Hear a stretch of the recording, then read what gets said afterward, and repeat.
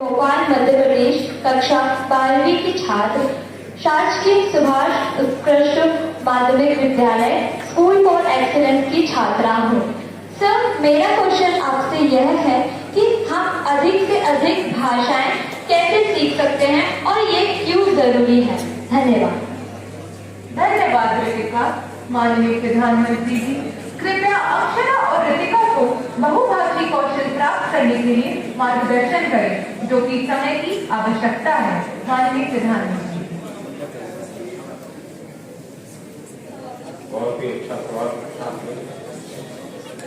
वैसे मैं कह रहा था बाकी मुझे एक ऐसा सवाल है जिसमें मैं कहता हूँ कि आप जरा एक्सट्रोवर्ट होना जरूरी है। और ये मैं इसलिए कह रहा हूँ,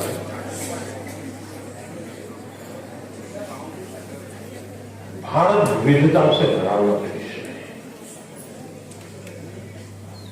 हम गर्व के साथ कह सकते हैं कि हमारे पास सैकड़ों भाषाएं, हजारों बोलियां हैं।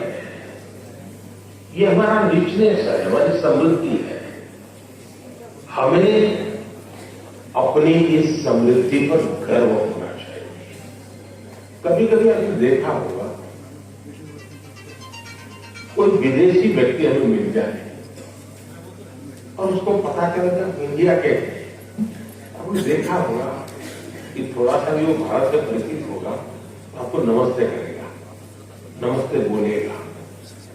प्रोनाउंसिएशन में थोड़ा इधर उधर हो सकता है लेकिन बोलेगा। जैसा ही वो बोलेगा आपके कान सचेत हो जाते हैं। उसको पहले राउंड में अपनापन महसूस होने लगता है। अच्छा, एक विदेश व्यक्ति नमस्ते बोलता है, मतलब कि कम्युनिकेशन की कितनी बड़ी ताकत है, इसका ये उदाहरण है। इतने बड़े देश में आप रहते हैं, आपने कभी सोचा है कि शौक के नाते, जैसे हम कभी सोचते हैं मैं तबला सीखूं, कभी मैं सोचता हूं मैं फ्लूट सीखूं, मैं सितार सीखूं, पियानो सीखूं, ऐसा मन में करता है नहीं करता है। वो भी एक हमारी अतिरिक्त विधा डेवलप होती है नहीं होती है। अगर ये होता है तो मन लगा करके अपने अड़ोस पड़ोस के राज्य की एकांत को भाषा सीखने में क्या जाता है, कोशिश करनी चाहिए। और सिर्फ हम भाषा सीखते हैं मतलब बोलचाल के कुछ वाक्य सीख जाते, ऐसा नहीं है।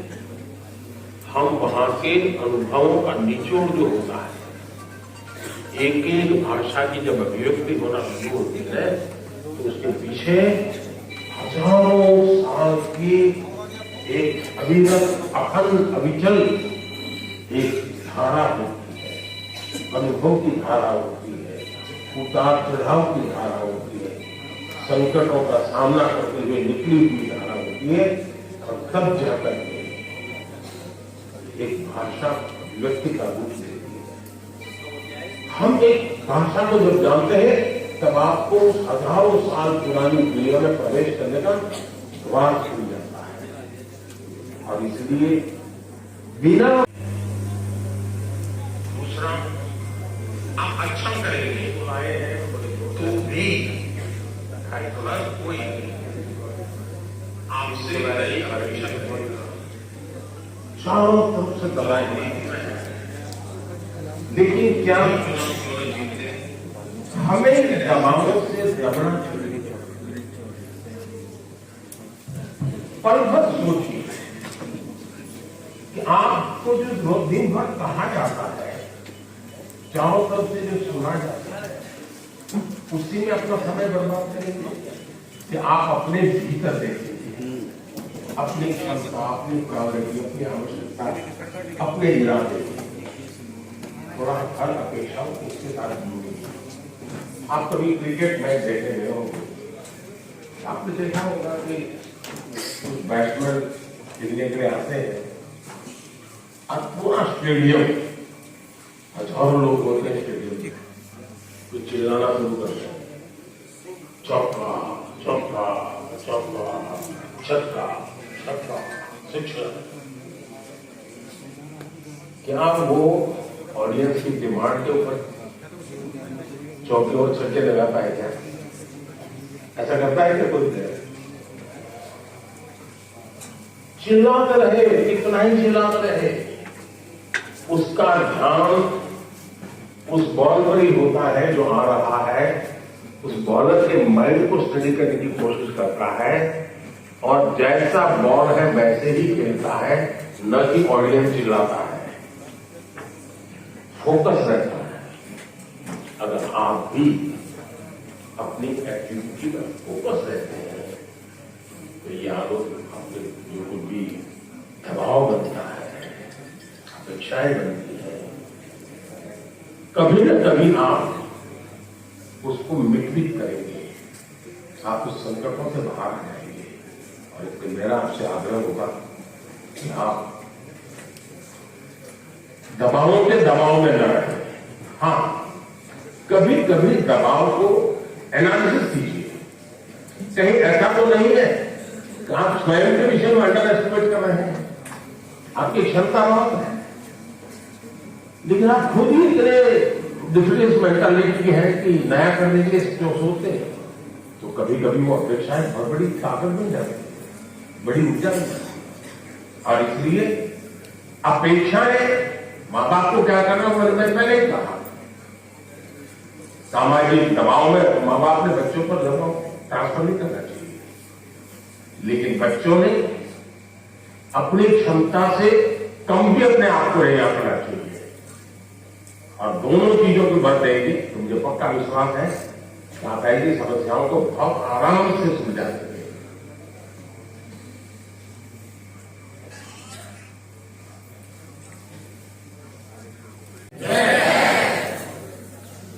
आज परीक्षा पर चर्चा कार्यक्रम के अवसर पर मेरे साथ हमारे जिले के नवनियुक्त अभी जो यहाँ पर नया दायित्व जिनको मिला है श्रीमान कुंजन सुखीजा जी, और हमारे यहाँ के माननीय विधायक, आप सब उनको जानते हैं, मुझसे पहले बोले, चीमा जी। मैं आपसे मजाक में छोटे चीमा जी कहता हूँ। पिताजी पहले आपके विधायक थे, अब आप यहाँ पर विधायक हैं। बहुत अच्छा ज्ञान आपको है। मैं अभी एक आर्मी में गया था, कहीं पर, कौन सा था जहाँ गए थे, हेमपुर डिपो, जो कि मिलिट्री का काम मुझे सौंपा है। तो मैं पहली बार जाने वाला कोई रक्षा राज्य मंत्री था वहाँ, आप मेरे साथ थे अंदर। तो जब ये डिस्कशन कर रहे थे तो बहुत फर्राटे वाली अंग्रेजी बोल रहे थे वहां के अधिकारियों से। तो मैंने कहा कहाँ पढ़ा? मैं सिरपुर से पढ़ा हूँ। मैंने कहा बहुत अच्छा, विद्वान भी। तो अब ये गांव मेरा पोस्टर लेके मुझे लेके चलने वाले हैं। अभी हम सांसद प्रतिस्पर्धा कार्यक्रम कर रहे हैं। आज इस जिले की शुरुआत माननीय अध्यक्ष जी और हम लोगों ने बाजपुर से करी है। बहुत बड़ी संख्या में हमारी बेटियां, हमारे बेटे, बुजुर्ग जन उसमें भागे, दौड़ भाग करा। सब लोगों ने फर्स्ट, सेकंड, थर्ड आ रहे हैं। ये मैं इस पर अभी आता हूँ थोड़ी देर में, ऐसा क्यों कर रहे हैं। ये भी मोदी जी का ही एक बहुत बड़ा हम लोगों के लिए वरदान साबित होगा कि हमारे बच्चे कितने आगे निकले। राहुल अग्रवाल जी कार्यक्रम के पूरे संयोजक हैं, आप जानते ही हैं। दीपक बाली जी यहाँ हमारे बीच में बैठे हैं। राम मल्होत्रा जी पूर्व जिला अध्यक्ष हैं। बसंत वल्लभ भट्ट जी जिनका स्कूल है, ये स्कूल के प्रबंध निदेशक हैं। सीमा चौहान जी यहाँ हमारी बहन यहाँ बैठी हैं। गिरीश तिवारी जी हैं। अभिषेक गोयल जी हैं, मंडल अध्यक्ष नगर के। कहाँ पर बैठे हैं?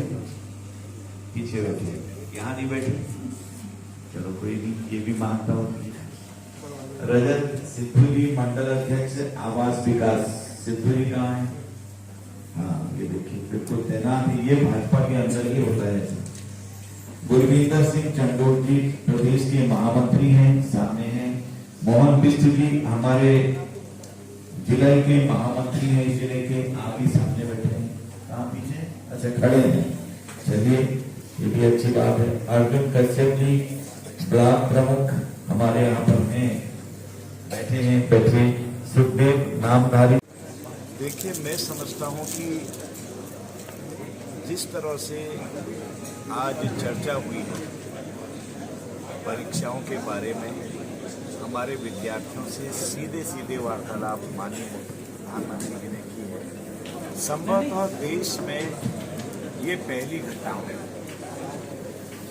इससे पहले नहीं होगा। यानी कि विचार कहाँ तक है कि बच्चे को स्ट्रेस नहीं होना है, उसे राइट डायरेक्शन मिलना चाहिए, ठीक तरीके से उसको जिस दिशा में जाता है जाने देना चाहिए।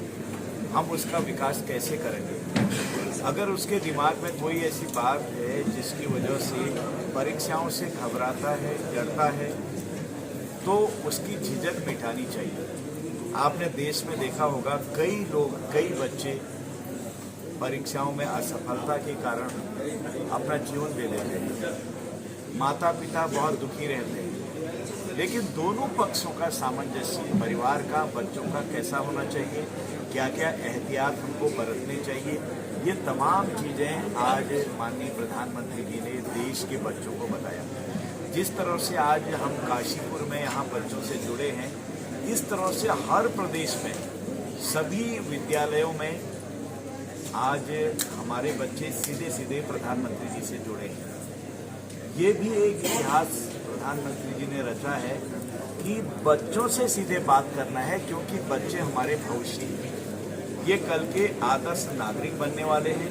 इन्हीं में से कोई डॉक्टर बनेगा, कोई इंजीनियर बनेगा, कोई आईएएस बनेगा, कोई आईपीएस बनेगा, कोई आईसीएस बनेगा, कोई सेना का अधिकारी बनेगा, कोई पुलिस का अधिकारी बनेगा, कोई लॉयर बनेगा, कोई जज बनेगा।